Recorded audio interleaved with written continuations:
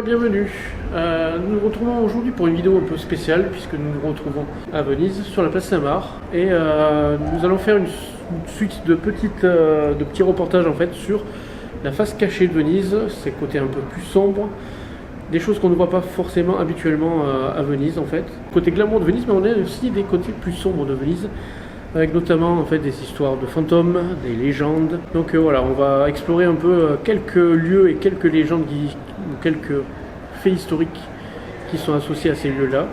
Donc on va faire la chasse aux fantômes sur Venise, donc sans K2 parce que voilà, c'est un peu compliqué. Vous le verrez d'ailleurs dans les petites parties que vous verrez au niveau des films. C'est assez compliqué de filmer à Venise. Il y a toujours beaucoup de monde là. Il est très tard, il est plus de minuit. Il y a toujours du monde, beaucoup moins qu'en journée, mais en tout cas ça reste très bondé Venise, surtout que nous sommes en plein mois d'août. Il fait encore très chaud, il est minuit passé. Donc voilà, on va vous montrer un peu des légendes et des histoires un peu sombres sur Venise, donc j'espère que ça va vous plaire. Donc on se retrouve tout de suite pour la vidéo.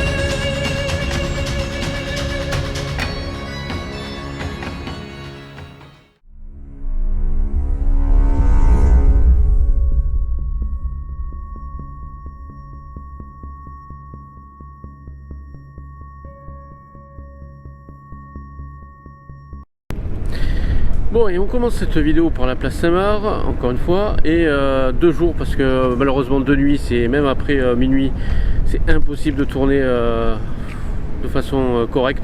Beaucoup trop de bruit, beaucoup trop de gens qui passent. Là, on est le matin assez tôt, et donc du coup, ça permet de pouvoir tourner plus facilement. Il y a plein de pigeons derrière moi qui s'envolent. Donc on retrouve une place Saint-Marc que je pense, il faut en profiter parce que jusqu'à 9h je pense du matin, ça passe encore. Après au-delà ça commence à devenir vraiment bondé de chez bondé. Donc petit conseil, vous voulez profiter de la place Saint-Marc ou même de Venise, venez levez-vous tôt le matin, c'est là où c'est le mieux. Donc derrière moi nous avons des colonnes, les colonnes de la place Saint-Marc qui sont quand même assez connues. Ce que vous connaissez peut-être pas, c'est qu'il y a une légende, en tout cas une superstition qui est liée à ces colonnes. Ce sont en fait tout simplement les colonnes où étaient faites les exécutions publiques à l'époque de la République de Venise. Donc il y a eu des exécutions pile entre les 2 colonnes en fait. C'était exactement ici où étaient exécutées les personnes qui étaient par exemple décapitées, écartelées, etc. Enfin, bon, les joies des exécutions de l'époque. Et il y a aussi donc une superstition à laquelle croient la plupart des Vénitiens. Si vous passez entre les 2 colonnes, apparemment, ça vous porte malheur et vous risquez d'avoir des soucis. Parce que voilà, c'était le lieu des exécutions, vous passez entre les 2 colonnes et du coup vous avez un petit problème. Donc si jamais vous venez sur la place Saint-Marc, si vous êtes superstitieux, n'essayez pas de passer entre les colonnes, ça sera mieux pour vous. Et on va continuer après sur d'autres lieux de fantômes, d'histoires, de légendes, etc. de Venise. Et la plupart seront de nuit, je vous rassure, mais là pour tourner c'était le plus simple. Voilà.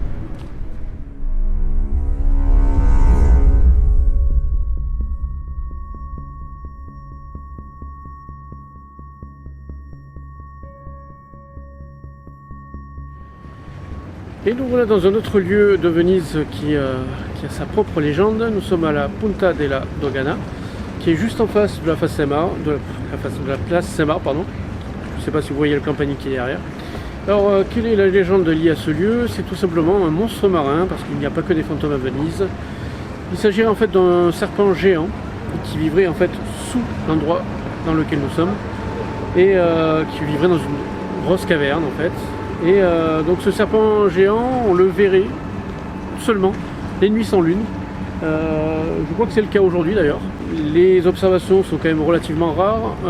La dernière observation connue, et répertoriée en tout cas, ce serait en 1933 quand deux pêcheurs de sèche qui pêchaient justement ici à la Punta della Dogana ont en fait vu le serpent surgir des eaux et gober une mouette en fait d'un seul coup. Donc ce serait la dernière observation connue à ce jour du serpent et du monstre des eaux noires, c'est comme ça qu'on l'appelle, parce que du coup il apparaît uniquement quand il n'y a pas de lune. Donc voilà, il n'y a pas que des fantômes à Venise, il y a aussi des monstres marins en tout cas, et ça faisait partie des légendes que je voulais vous raconter sur Venise. Et on va continuer avec d'autres lieux juste après.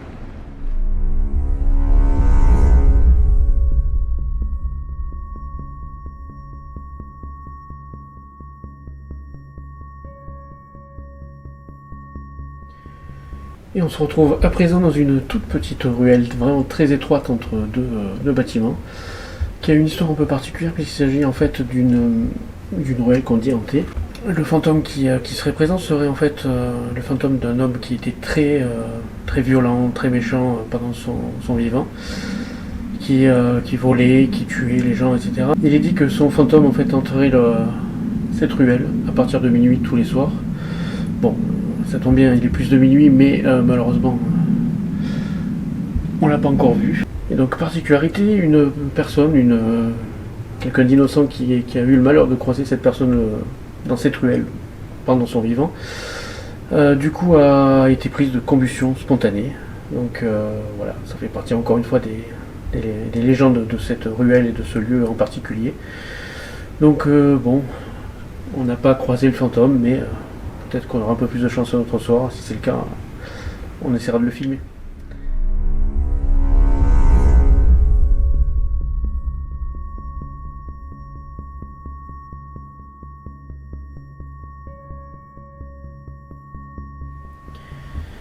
Alors je vais essayer de ne pas parler trop fort parce qu'en fait c'est sur une petite placette où il n'y a personne pour le moment, donc ça c'est très bien, il est tard la nuit.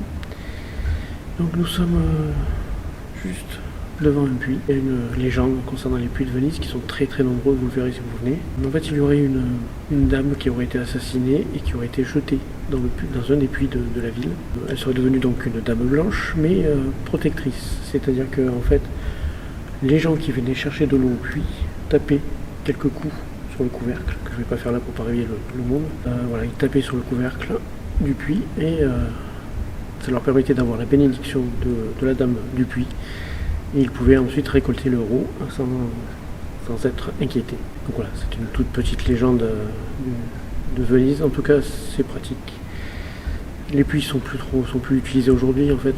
Voilà, l'eau vient du Lido, de la source qu'il y a là-bas. Ce qu'il y a de bien dans Venise, c'est un petit conseil pratique, il y a plein de fontaines et de points d'eau où vous pouvez ensuite boire ou remplir vos bouteilles, donc ça c'est très pratique. Donc en fait, voilà, petite légende sympathique sur les puits de Venise et l'eau de Venise.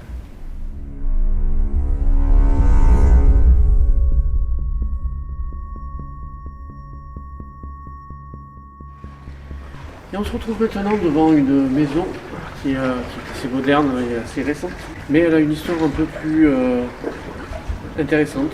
En tout cas, si vous avez vu la série Marco Polo sur Netflix, d'ailleurs je vous conseille de la voir, c'est une très très bonne série, eh bien c'est tout simplement l'ancienne maison de Marco Polo lui-même. Et en tout cas, pas la maison dans l'état actuel bien entendu, puisqu'elle avait été détruite pendant un incendie, mais c'est une maison qui a été reconstruite par-dessus. Du coup, une histoire tragique dans cette maison, mis à part la disparition de la maison en elle-même. En fait, Marco Polo était revenu de Chine avec sa femme chinoise et on a annoncé à sa femme qui avait beaucoup de mal à se faire la vie à Venise. Elle était étrangère, elle ne parlait pas la langue, donc du coup c'était très compliqué, elle était sujet de moquerie. Et donc elle quittait quasiment jamais la maison et pour se réconforter, elle chantait. Malheureusement, Marco Polo a dû repartir à la guerre. Les gens, par pure méchanceté, ont annoncé à la femme de Marco Polo qu'il était décédé. Et du coup, elle ne l'a pas supporté, déjà qu'elle était très déprimée par sa vie vénitienne. Elle s'est suicidée en se jetant en fait dans l'eau, en se noyant. Alors, le côté légende dit que si on passe devant la maison, de temps en temps, on peut entendre un chant, de femmes. Et par contre, ce qui vient un peu corroborer tout ça, c'est que lorsque justement des travaux ont été entrepris pour reconstruire la maison, pour en tout cas construire une autre maison sur celle de l'ancienne de Marco Polo, aujourd'hui c'est un théâtre d'ailleurs, eh bien on a trouvé des restes de femmes d'origine asiatique, avec tous ces bijoux encore sur le squelette en fait, juste à côté de la maison. Donc voilà, c'était l'histoire de la maison, de l'ancienne maison de Marco Polo, la tragique histoire de la fin de sa femme d'ailleurs, de son épouse, qui était, je le rappelle, d'origine chinoise, puisque Marco Polo, bien entendu, était à la cour de Kublai Khan en Chine.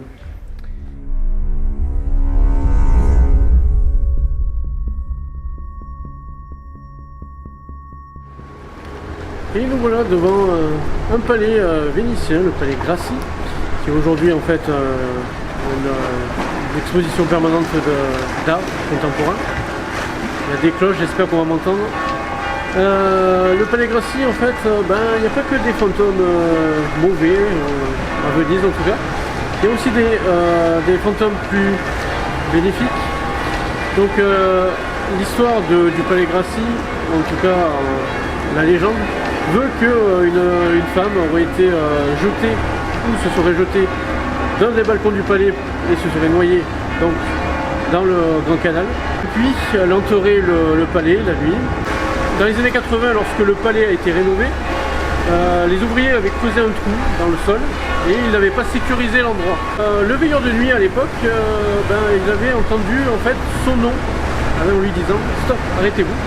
Et en fait c'était le fantôme de la dame qui lui a sauvé la vie, parce qu'en fait il allait tomber dans le trou qui avait été laissé par les ouvriers. Et donc du coup, grâce à la voix du fantôme, il s'est arrêté au bon moment et il a évité de faire une chute qui aurait pu être mortelle. Donc voilà, il n'y a pas que des mauvais fantômes à Venise, il y a aussi des fantômes plutôt bénéfiques.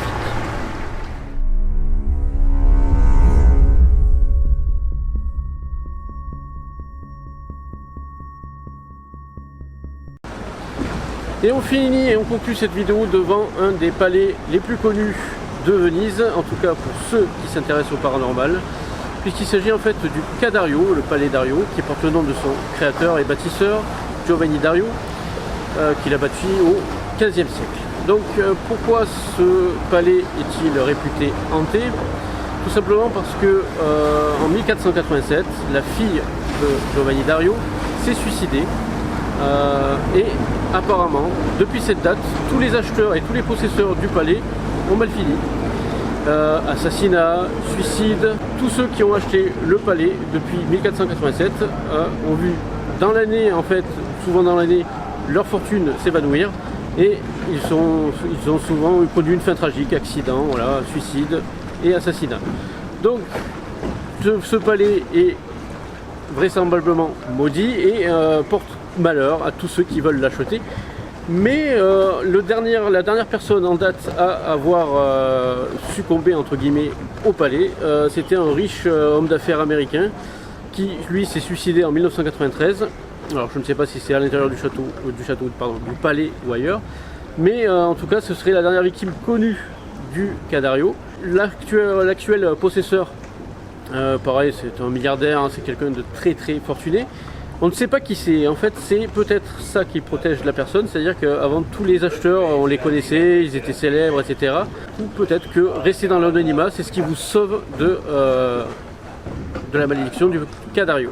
Donc voilà, j'espère que cette petite vidéo vous a plu sur les mystères et la Venise hantée, les légendes de Venise, etc. Donc j'espère que c'est un format qui vous a plu et peut-être que je le reproduirai sur d'autres endroits à l'avenir, mais en tout cas voilà, c'était. Il y a d'autres lieux bien sûr, j'ai pas été exhaustif non plus, il y a d'autres légendes, d'autres lieux dont j'aurais pu parler, mais voilà, j'ai sélectionné en tout cas les plus connus, ou en tout cas ceux qui ont le mérite d'être le plus intéressant. Donc j'espère que cette vidéo vous aura plu, n'hésitez pas à vous abonner, à liker, laisser des commentaires, etc. Ça aide beaucoup. Et en tout cas, je vous dis peut-être à très bientôt pour un nouveau reportage sur les lieux hantés. Donc à bientôt.